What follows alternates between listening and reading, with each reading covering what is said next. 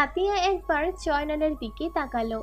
তিনি চোখের ইশারায় যেতে বলল, তবে সামনে রাখা পিস্তল দেখে ভয়ে আতিয়ার স্বামী আর ছেলেকে ফেলে যেতে ইচ্ছে করছে না। তিনি দাঁড়িয়ে রইলেন, তার ভয় মিশ্রিত দৃষ্টি পিস্তলে নিবদ্ধ দেখে নখ হেসে ফেলল, বলল, ভয় পাবেন না, আমি অকারণে কাউকে মারি না। আর এখানে যদি জয়নাল সাহেবকে মারারই হতো তাহলে এতক্ষণ ওয়েট করতাম না, প্রথমেই মেরে দিতাম। আপনি যান এখন। আতিয়া কিছুটা স্বস্তি পেল। ধীরে ধীরে পা ফেলে চলে গেল রুমে। বসুন। নভের শক্ত কণ্ঠের কোনো প্রত্যুত্তর করলো না দুজনেই। নভের সামনাসামনি সোফায় বসলো। নভ শান্ত দৃষ্টিতে দিল মোয়ানের দিকে। মোমের অসুস্থতা নিয়ে কাউকে জানাও না কেন? মোয়ান জয়নাল দুজনে চমকালো। নভ কি করে জানলো এটা? তবুও মোয়ান নিজেকে ঠিক রাখা ভান করে বলল, তো তেমন কিছু না, ওই আর কি একটু। বলতে দিল না নভ। Serious brain cancer on last stage. She has just few month for live. বিস্ময় নিজেদের মধ্যে চাওয়াচাওয়ি করলো মোয়ান আর জয়নাল। আমার মোম গত 1.5 মাস ধরে আমার কাছে আছে, এর মধ্যে এটা জানাটা অস্বাভাবিক কিছু না। মোয়ান মাথা ঝুঁকালো। জয়নালের চোখেও পানি ভিড় করলো। আপনার একটা মেয়ে আছে, মৌচাক এহসান, তার জন্য আপনি কিছুদিন পরপরই টাকা নিতেন, ব্যাংক থেকে লোন, এর থেকে টাকা ওর থেকে টাকা, আমার থেকে নিতে নিতে 16 লক্ষ টাকা নিলেন। অফিসের স্টাফ বলে জেরা করা হয়নি, জানতে চাইলে বলতেন আপনার মেয়ের জন্য লাগবে, কিন্তু কখনো এক্স্যাক্ট কারণটা কি বলেছেন কাউকে? আমি টাকা ফেরত চাওয়ার সময়ও তো বলতে পারতেন মোমের ব্যাপারে। এরকম বোকামিটা আপনার থেকে আশা করিনি জয়নাল সাহেব। নভের কথায় এবার হু হু করে কেঁদে উঠলেন জয়নাল। নভ বিরক্ত হলো। এখন কেন কাঁদছেন? শুরু থেকে যদি সবার সাথে পরামর্শ করতেন তাহলে ঠিকই কোনো না কোনো উপায় পেতেন, এতদূর বিষয়টা গড়াতই না। জয়নাল যেন চরমভাবে আত্মতৃপ্তি করেছেন কাঁদতে কাঁদতে। আমি বুঝতে পারিনি স্যার, চরম ভুল হয়ে গেছে আমার। তখন যদি মম্মার ছেলে মানুষগুলো না শুনে কিছু করতাম তাহলে আজ আর এই দিন দেখতে হতো না আমার। কিছুক্ষণ নীরবতা। কণ্ঠ খাদে নামিয়ে মোয়ান বলল, বোনের তখন ইন্টার ফার্স্ট ইয়ারের একটা টার্মিনাল এক্সাম চলছিল। 4টা পরীক্ষা শেষ, পরদিন কেমিস্টার পরীক্ষা হলে প্রথম ও সেন্সলেস হয়ে পড়ে যায়। কলেজ থেকে ফোন করায় দ্রুত গিয়েছিলাম সেখানে। তখন বোন সেন্সলেস ছিল, হসপিটালে নিয়ে গিয়েছিলাম ওই দিন প্রথম। এর আগে বোনকে নিয়ে তেমন হসপিটালে মুখ হওয়া লাগেনি, ওই টুকটাক প্রবলেম ছাড়া। সেন্স ফেরার পর নিজেকে হসপিটালে পেয়ে বোনকে হেসেছিল। প্রথম কথাটা ছিল ওর, জানো ভাইয়া, হসপিটালের ফিনাইলের গন্ধটা খুব ভালো লাগছে। আমি এবার থেকে মাঝে মাঝে হসপিটালে আসব। তখন হেসে উড়িয়ে দিয়েছিলাম। তবে ওর কথাটা যে সত্যি প্রমাণিত হতে যাচ্ছে তা জানলাম 3 দিন পরে, রিপোর্ট হাতে পাওয়ার পর। জানলাম আমার ছোট্ট বোনের মধ্যে বিস্তার করছে এক বিশাল রোগ। ততদিনে সেকেন্ড সেন্স চলছিল। আম্মি জানলো, আব্বু জানলো, বাড়ির সবাই জানলো। সতর্ক করেছিলাম বোনকে কিছু না জানাতে। কিছুদিন চলছিল ওইভাবে। বোনকে অনেক হাবিজাবি বুঝিয়ে ওষুধ খাওয়াতাম। ততদিনে আরও একবার সেন্সলেস হয়ে পড়েছিল ও। ইন্টার ফার্স্ট ইয়ারের ফাইনাল পরীক্ষার সময় রাত জেগে প্রেশার দিয়ে পড়তে গিয়ে ডক্টরের সাথে আলোচনা করার পর তিনি বললেন অপারেশন পর্যন্ত লেখাপড়া বন্ধ রাখতে। ওর অনেক চেষ্টা করেও পারিনি বোনকে রাজি করাতে। তবে জোর করে সায়েন্স থেকে আর্টসে নিয়ে গেলাম। প্রচুর কেঁদেছিল ওই দিন, চিৎকার করে বলছিল, ভাইয়া তুমি আমায় আর্ট মেডিকেল পড়তে দিলে না, আমার গলায় আর স্টেথোস্কোপ ঝুলতে দিলে না। ওই দিন আমি আমার বোনের থেকে ওর স্বপ্ন, ওর অর্ধেক প্রাণ কেড়ে নিয়েছিলাম। ওর মাঝে আবার বাড়ির বাকিরাও অনেক ওকে কেমন আলাদা চোখে দেখতে শুরু করলো। যেই বড় চাচি সারাক্ষণ বলতো, তুই আমার বৌমা হবি, আমার আবিদের বউ হবি, সেই চাচি ওকে দেখলে নাক ছিটকাতে শুরু করলো। আবিদ ভাইও সারাক্ষণ মোম বলতে পাগল ছিল। বোন কাঁদলেই বলতো, কাঁদছিস কেন? বিয়ের পর অন্য কোথাও নিব না তো, এই বাড়িতেই থাকবি। সে আবিদ ভাইয়ের কাছে বোন ঘুরতে যাওয়ার আবদার করলে বলতো পারবো না। একটু থামলো মোয়ান। মনোযোগ দিয়ে নফর শুনতে লাগলো মোয়ানের কথাগুলো। সময় দিল মোয়ানকে। মোয়ান আবার বলতে শুরু করলো, কিছুদিন পর কলেজ থেকে ফেরার পথে আবিদ ভাইকে দেখেছিলাম বোন, তবে সে একা ছিল না, তার সাথে মেয়েও ছিল। বোন ছোট হলো, খুব দ্রুত বুঝে ফেললো এরা সাধারণ নয়। বাড়ি আসার পর কেমন যেন চুপচাপ হয়ে গেছিল বোনটা। অপেক্ষা করছিলাম, তবে আমাদের কাউকে জানায়নি। রাতে যখন আবিদ ভাই ফিরল, তখনই বোন জমিয়ে রাখা সব রাগ ঝরতে শুরু করলো। চাচিকে বিচার দিল, তবে খুব একটা ভালো হলো না। বাড়ির প্রত্যেকেই জানতো আবিদ ভাইয়ের জন্য আমার বোন কিছুটা দুর্বল। তবে আবিদ ভাই যে মুহূর্তে পরিবর্তন হয়ে যাবে তা কল্পনায় তো ছিল না আমাদের। সেই দিনই চাচি মুখের উপর বলেছিল বোনকে, তুই একটা অপয়া, নিজে তো ব্রেন ক্যান্সারে মরবি, আমার ছেলেটাকে বিয়ে করে কি ওকেও মারতে চাস নাকি? নিজের অসুস্থতার ব্যাপারে ওই দিনই প্রথম জেনেছিল বোন। আবিদ ভাইও ওই দিন বোনকে দূরে ঠেলে দিয়েছিল।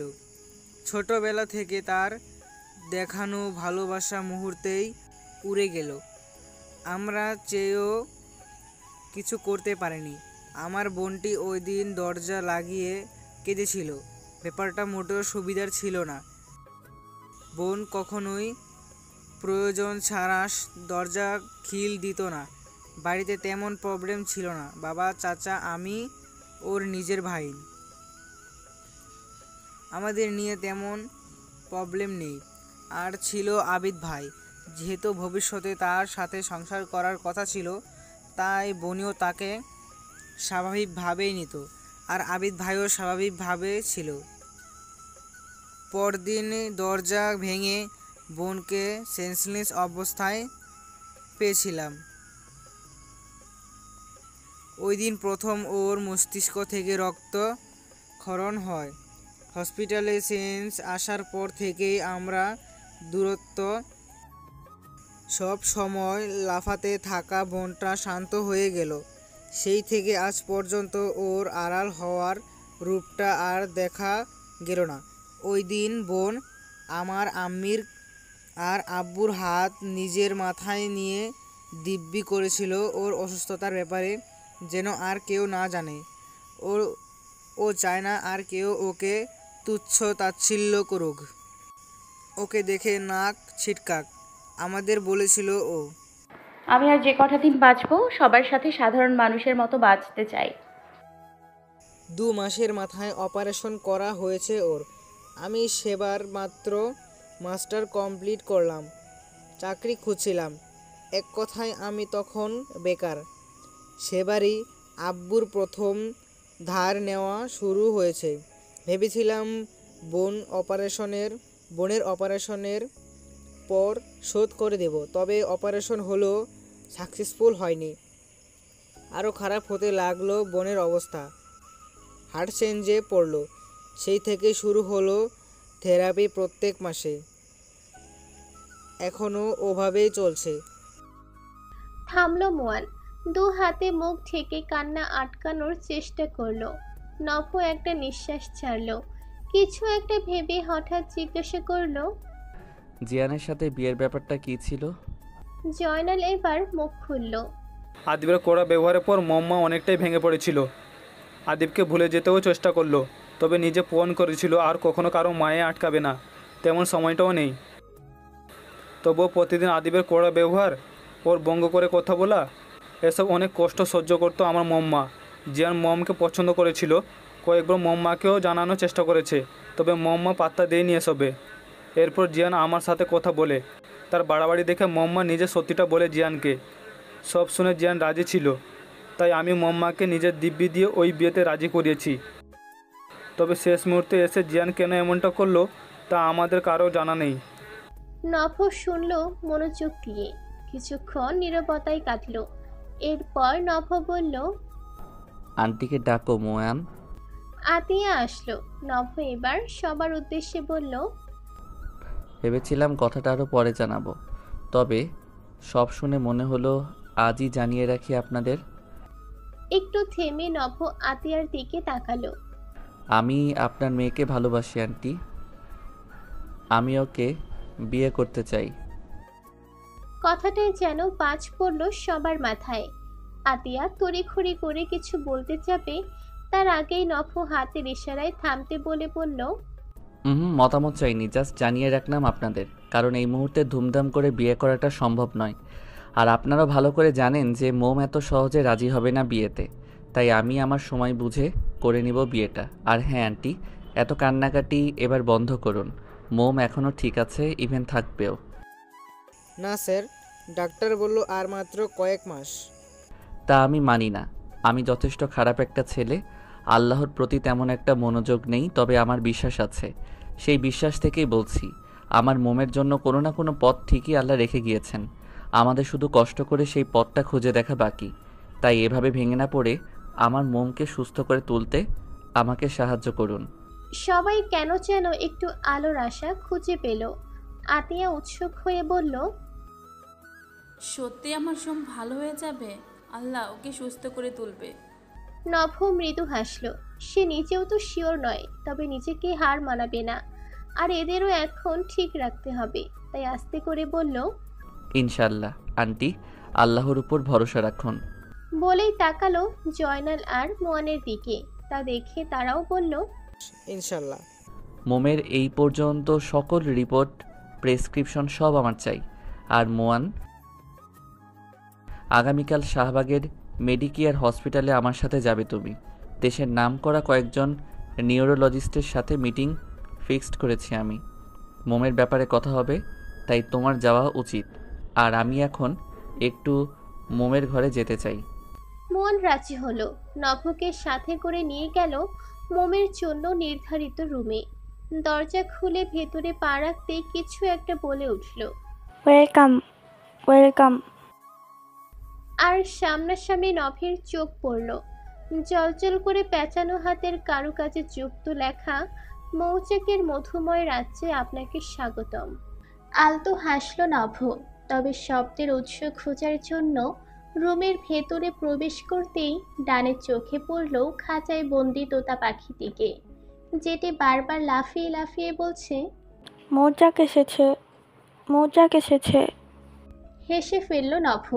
পেছন থেকে মোয়ান বলল, এটা বোনের, বনি এসব বলা শিখিয়েছে। নভ রুমটার চারিদিকে চোখ বোলালো। গোলাপি রং করা দেওয়াল ভর্তি নানা রকম হাতের কাজে, এক পাশ পুরোটাই ছবি ঝোলানো, মোমের ছবি সব। নভ এগিয়ে গেল ছবিগুলোর দিকে। একটা ছবিতে মোম চোখ ছোট ছোটকে কিটকিটিয়ে হাসছে, আর একটা টেরি জড়িয়ে আছে। নভ হাত বোলালো ছবিটায়। ছবি জমানো বোনের একটা শখ, তাই এসব। নভ হাত সরালো।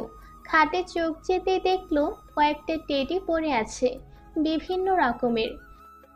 নভ এগিয়ে গেল তোতা পাখিটার কাছে। খাঁচাটা হালকা নাড়িয়ে দিল।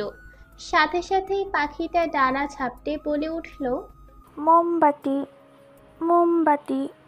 নভ মৃদু হাসল। মোয়ানের দিকে তাকিয়ে বলল, আমি এটা মোমের কাছে নিয়ে যেতে চাই। মোয়ান মাথা ঝাঁকিয়ে বলল, হ্যাঁ নিন না, বোন খুব খুশি হবে এটা পেলে। আরও কিছুক্ষণ মোমের রুমটা পর্যবেক্ষণ করে নভ মোমের পাখিটা আর মোয়ানের থেকে মোমের সকল রিপোর্ট নিয়ে এহসান বাড়ি ছাড়ল। আতিয়া অনেকবার কিছু খাওয়ার জন্য বলল, তবে নভ খেলো না, শুধু এটুকুই বলল, যেখানে আমার মমকে তুচ্ছ তাচ্ছিল্য করা হয় সেখানে খাওয়া আমার পক্ষে সম্ভব নয়। বলেই বেরোতে নিলে পেছন থেকে আতিয়া ডেকে উঠল। আমার মেয়েটাকে আমি একটু দেখব। নভ উত্তর দিল, সময় হলে অবশ্যই দেখতে পারবেন।